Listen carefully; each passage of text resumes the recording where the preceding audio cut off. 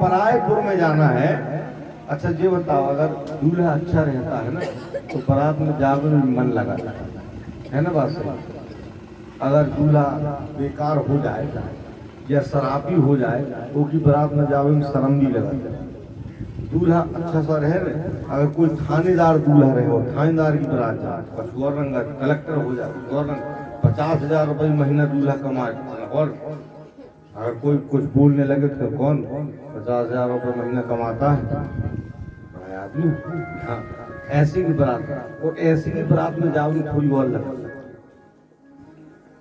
देवताओं ने कहा हम बिलग बिलग होकर के जाएंगे, अलग अलग होकर। तुम चले जाओ उत्तर, हम चले जाओ दक्षिण, सब वहीं मिलेंगे। जा बिलग बिलग होई चलहूं सब, निज निज सहे तो समाजो। सब अलग अलग, नाना वाहन नाना भेसा, नाना प्रकार की। जब बारात जाती है तो मानो सजता है, कहते हैं भी अभी कुछ सियाने कहते हैं ऐसा सज रहा है जैसे बारात जाने वाला। बारात की तैयारी से अलग होती है। नाना वाहन नाना भेसा, सो समाज ऐसी सजी के नाना प्रकार के वाहन, नाना प्रकार का भेष बनाए हुए, और सब बड़े पुनीत पावन से सब भग गए। भगवान शिव अकेले, भगवान शिव अकेले बैठे, भगवान शिव मन में विचार करने लगे, मुझे तो छोड़ करके सब चले, अब मैं जाऊं तो कैसे जाऊं। भगवान ने कहा भैया, अति प्रिय वचन सुनत प्रिय के रे, संग्रही फेर सकल गण टेरे। जितने उनके गण थे सब आ गए। भगवान से वो कहने लगे कि आज तक बारात में जिनको कोई ना ले गया हो उनको मैं ले जाऊंगा। अच्छे अच्छे लोगों को सब ले जाते हैं, लेकिन भूत प्रीत का कोई नहीं ले जाए। भगवान ने बुलाया सबको, श्मशानों से सब आ गए, भैया सब आ जाओ, सब आ जाओ। और बांध अलबत देते हैं, जब मंडप गढ़ता है ना अपने पुरखन का नमन करते हैं ना, हवा बेहार गैल घाट सब बांधो, सब बांध दो, कोई ना आए, हम जाएंगे। भगवान से वो कहने लगे सब आओ, और सबको तो सब कैसे आए।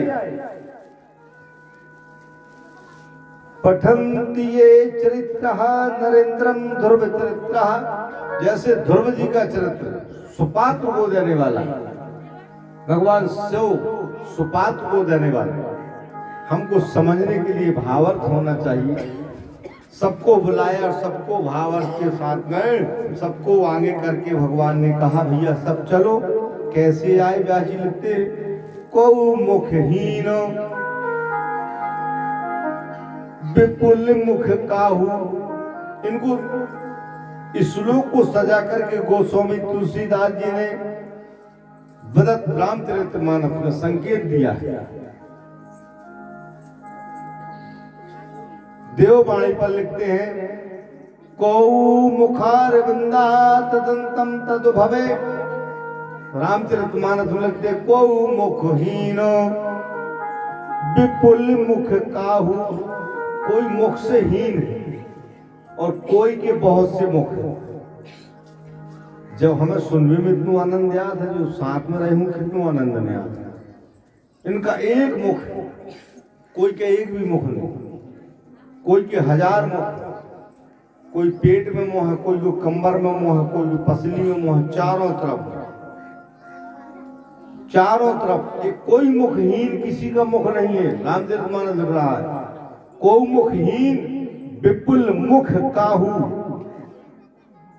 कोई का एक मुंह नहीं है, कोई का अनेक मुंह है। हृष्ट पुष्ट कोई अति तन खाऊ, मतलब कोई का शरीर बिल्कुल दुबला है, कोई इतना मोटा ताजा।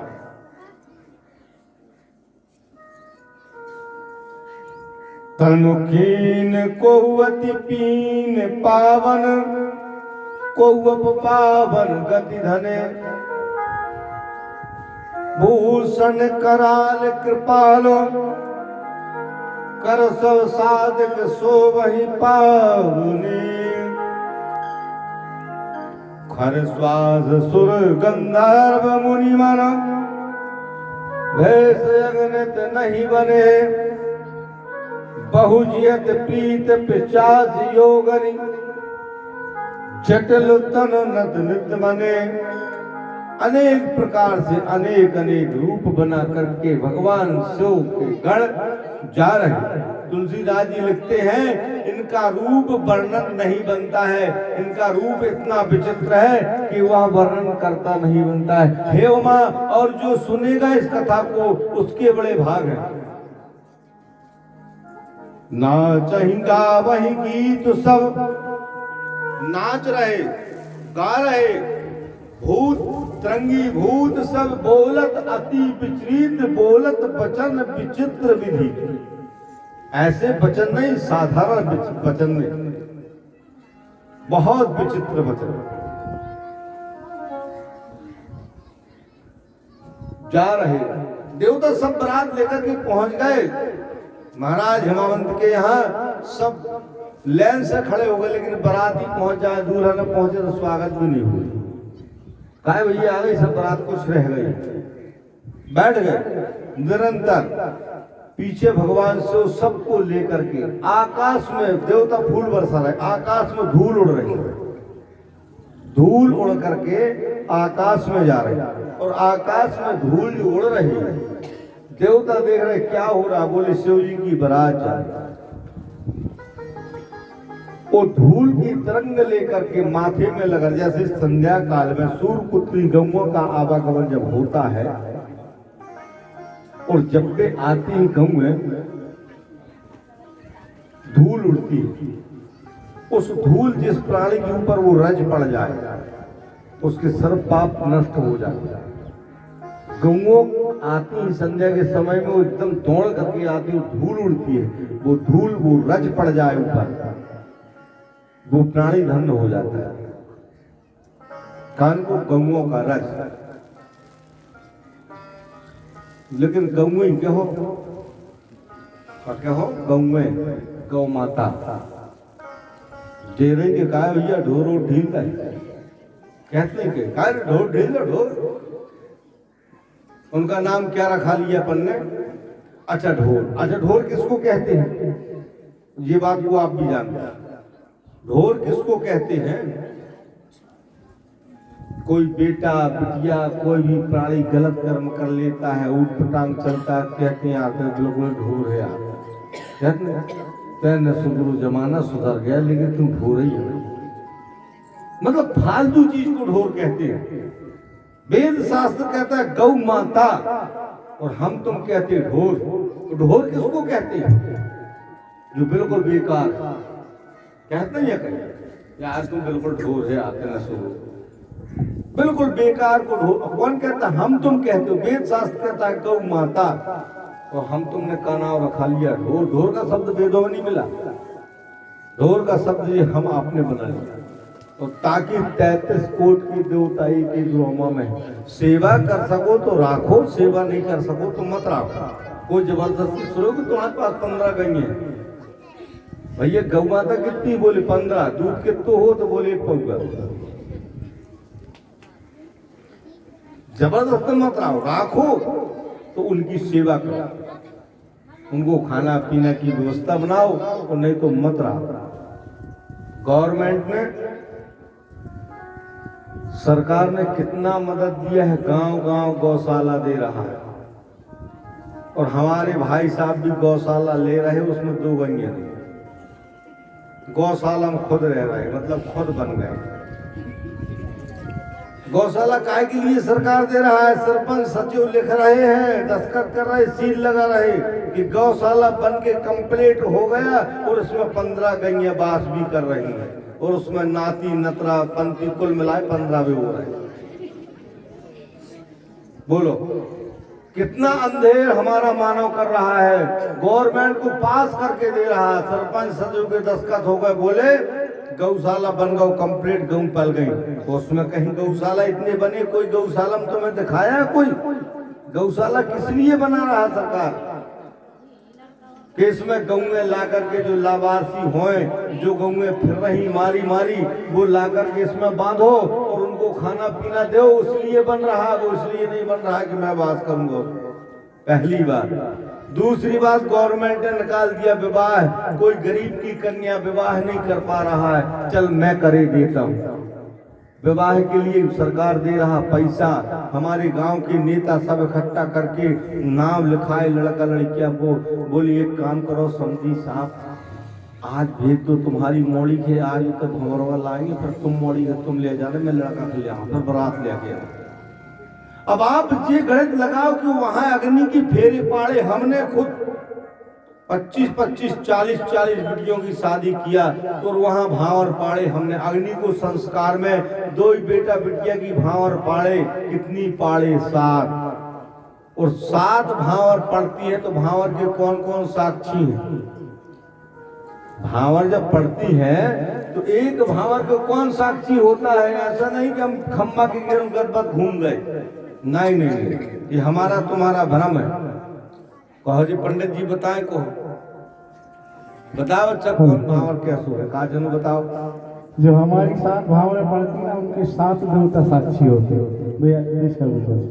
पहली भावर के सूर्यदेव, और दूसरी भावर के जो साक्षी होते हैं चंद्रदेव, तीसरी भावर के गौतम ऋषि, और चौथी भावर के आत्री ऋषि, 5वीं भावर के श्री राम, 6वीं भावर के भगवान श्री कृष्ण, और 7वीं भावर के जो होते हैं श्री शिव जी होते हैं। और सभी देवताओं ने, 7 देवताओं ने मिलकर के 7 भावर का साक्षी श्री ध्रुव जी महाराज को बना दिया। जय नर्मदा मैया की। इतने देवता वास करते, अब आपने भावर पाड़ा, इतने देवताओं को साक्षी बनाया, और इसके बाद वहीं से बिटिया बाप की गाड़ी में चली गई और बेटे अपनी गाड़ी में आए, और 2 महीना बाद में फिर बारात जा रही।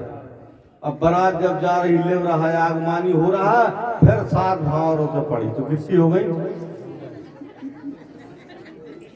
नहीं, आप विचार करें जरा, हमारा मानव धर्म को बेच दिया है लोभ के कारण। थोड़ा सा गोदरेज मिल गई, थोड़ी पायल मिल गई, बिटिया को मिल जाए तो कोई हम तुम दे देते हैं, चलो कोई बात नहीं, तुम भी दे देना और हम भी दे दें, और फिर जाके 7 भाव और पढ़वा लिए तो हो गई 14। ताकि भगवान की पढ़ी कितनी 7, लेकिन हमारे भैया की पढ़ रही 14।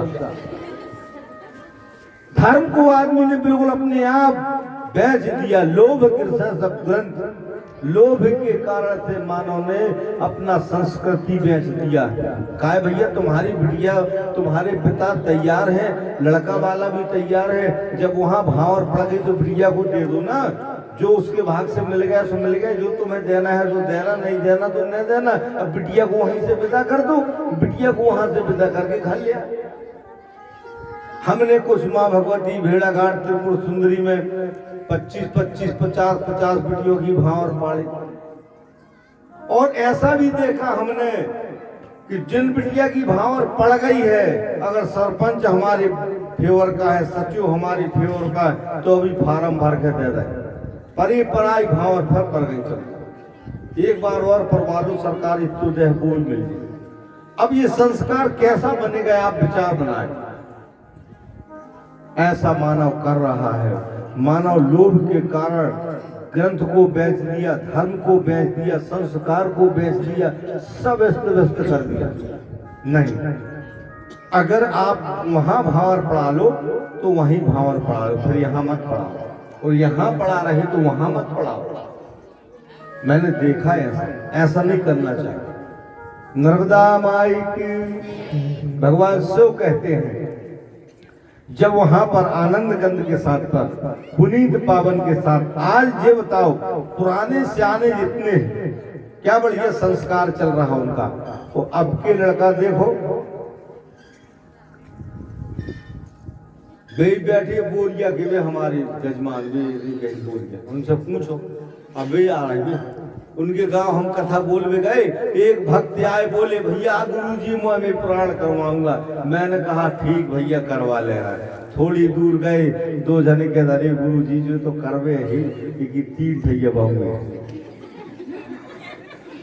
3 पत्नी उसकी, बताओ। मैंने कहा वाह जय हो, इसके पास व्यवस्था है। कर रहा है बेचारा। और वो 3 पत्नी में वो करता है, हर साल 1-2 साल 15 दिन बाद फिर उसका प्राण हो कर रहा है। और उनकी सुलह सुमत देखो कितनी सुमत सुलह। भगवान शिव इस प्रकार से जस दूल्हा तस बनी बराता, जैसा संस्कार बनता है, जैसा दूल्हा होता है वैसी बारात बनी, तब अच्छा लगता है। जैसा दूल्हा तैसी बारात, तस दूल्हा तस बनी बराता।